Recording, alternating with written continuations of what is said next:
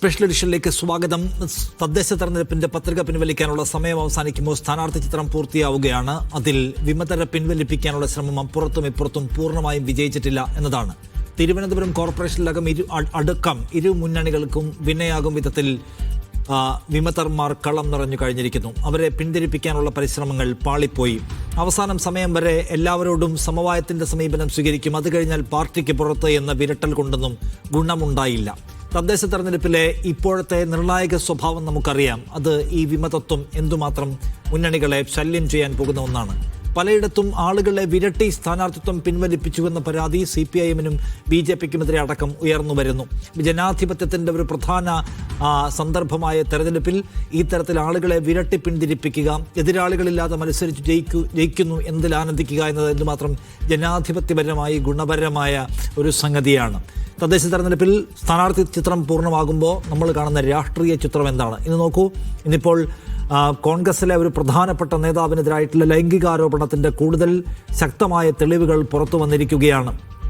Rahul മാങ്കൂട്ടത്തിലിനെ Congress suspend ചെയ്തു എന്ന് അവകാശപ്പെടുമ്പോഴും കോൺഗ്രസിന്റെ സകല വേദികളിലും അയാൾക്ക് ആക്സസ് ഉണ്ടായിരുന്നു. കോൺഗ്രസിന്റെ സ്ഥാനാർത്ഥി പ്രഖ്യാപനത്തിൽ വരണാധികാരിയെ കാണുന്നതിലെല്ലാം പ്രധാനിയായി അയാൾ പങ്കെടുക്കുന്നു. കോൺഗ്രസിന്റെ നേതാക്കൾ മടിയില്ലാതെ പതിയെ രാഹുലിനെ പിന്തുണച്ചു തുടങ്ങിയിരിക്കുന്നു.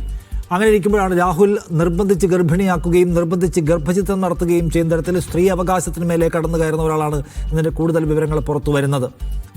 അപ്പുറത്ത് പലതരത്തിലുള്ള തെരഞ്ഞെടുപ്പ് ആക്ഷേപങ്ങൾ മറ്റു കക്ഷികൾക്ക് നേരെ ഉയർന്നു വരുന്നു. ഇത് തെരഞ്ഞെടുപ്പിനെ എങ്ങനെയാണ് സ്വാധീനിക്കാൻ പോവുക, എങ്ങനെയാണ് അതിൻ്റെ അജണ്ടയെ തീരുമാനിക്കുക എന്നാണ് നമ്മൾ ഇന്നും ചർച്ച ചെയ്യുന്നത് വിഷയം. എന്നോടൊപ്പം ശ്രീ നിജേഷ് അരവിന്ദ്, കോൺഗ്രസ് നേതാവ്, റെജി ലൂക്കോസ്, ഇടത് നിരീക്ഷകൻ, CPIM എന്നീ ചർച്ചയ്ക്ക് ആളുകളെ നിയോഗിക്കില്ല എന്നാണ് അറിയിച്ചത്. CS സജീവൻ, മാധ്യമ പ്രവർത്തകൻ എന്നിവരാണ്. ആദ്യം CS സജീവൻ, നോക്കൂ, ഈ തെരഞ്ഞെടുപ്പ് ചിത്രം പുറത്തു വന്ന ശേഷം വലിയ തോതിലുള്ള വിമതത്വം, ഞാൻ അതിലേക്ക് ആദ്യം പോവുകയാണ്. രണ്ട് പ്രധാന മുന്നണികളിലും കാണാം, BJP-യിലും അതുണ്ട്. എങ്ങനെയാണ് അത് ഈ തെരഞ്ഞെടുപ്പിനെ ഒരു സ്വാധീനിക്കുന്ന വലിയ ഘടകമാണ് എന്ന് പറയാൻ കഴിയുമോ? അതോ എല്ലാ തെരഞ്ഞെടുപ്പിനും പോലെ ഈ തെരഞ്ഞെടുപ്പിലും കുറേ വിമതർ അവിടെയും ഇവിടെയും, അത് ഏതെങ്കിലും മുന്നണികളുടെ അടിസ്ഥാനപരമായ സാധ്യതകളെ ചോദ്യം ചെയ്യുന്ന ഒന്നായിട്ട് മാറില്ല എന്നാണോ പറയാനാവുക?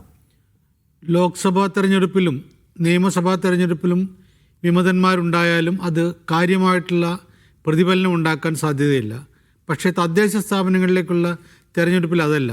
വളരെ കുറഞ്ഞ വോട്ടർമാർ മാത്രമാണ് ഓരോ മണ്ഡലത്തിലും ഓരോ വാർഡിലും ഓരോ ഡിവിഷനിലും വിധി നിർണ്ണയിക്കുന്നത്. അപ്പോൾ സ്വാഭാവികമായിട്ടും അവിടെ ഒരു വിമതൻ ഉണ്ടാവുക എന്നതിൻ്റെ അർത്ഥം ഒരാളുടെ പ്രതിഷേധം മാത്രമല്ല, ഒന്നിലേറെ ആളുകളുടെ, അദ്ദേഹത്തിന് സ്വാധീനിക്കാൻ പറ്റുന്ന കുറേ ആളുകളുടെ പ്രതിഷേധം കൂടിയാണല്ലോ അത്. അപ്പോൾ സ്വാഭാവികമായിട്ടും വിമതൻ ഉണ്ടാകുന്നത് ഏത് സ്ഥലത്താണെങ്കിലും അത് പ്രശ്നം തന്നെയായിരിക്കും. കുറഞ്ഞ സ്ഥലം, വലിയ ഭൂരിപക്ഷത്തിൽ ഒക്കെ ഓരോ പാർട്ടികളും മുന്നണികളൊക്കെ ജയിക്കുന്ന സ്ഥലമാണെങ്കിൽ പ്രശ്നം ഉണ്ടാവില്ല. പക്ഷേ പല സ്ഥലങ്ങളിൽ നമുക്ക് തദ്ദേശ സ്ഥാപനങ്ങളിൽ 4 വോട്ട് 10 വോട്ട് അങ്ങനെ കുറഞ്ഞ വോട്ടുകൾക്ക് പോലും വിജയിക്കുന്ന ആളുകളാണുള്ളത്. അപ്പോൾ സ്വാഭാവികമായിട്ടും ഒരു വിമതൻ്റെ രംഗപ്രവേശം എന്ന് പറയുന്നത് അത് സ്വാഭാവികമായിട്ടും ആ തെരഞ്ഞെടുപ്പിനെ ബാധിക്കും.